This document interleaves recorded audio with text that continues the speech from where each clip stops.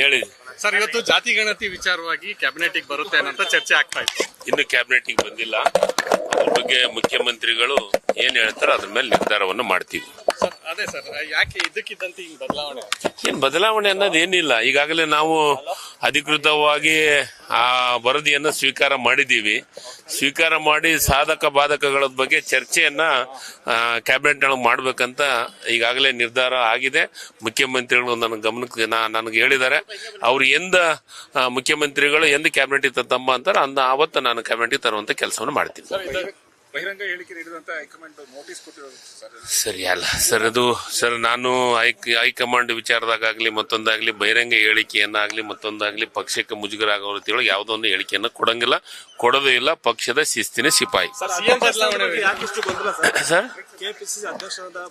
Sir, ಅದ್ರ ಬಗ್ಗೆ ಚರ್ಚೆ ಹೈಕಮಾಂಡ್ ನಿರ್ಧಾರ ಮಾಡೋದು. ಶಾಸಕರು ಮಂತ್ರಿಗಳು ಯಾರು ನಿರ್ಧಾರ ಮಾಡೋದಲ್ಲ. ಮುಖ್ಯಮಂತ್ರಿಗಳು ಮತ್ತು ಹೈಕಮಾಂಡ್ ನಿರ್ಧಾರ ಮಾಡೋಂಥದ್ದು ಸಹಜವಾಗಿ ಆಸೆ ಇರ್ತೈತೆ. ಆದ್ರೆ ಅದನ್ನ ನಿರ್ಧಾರ ಮಾಡೋದು ಹೈಕಮಾಂಡ್.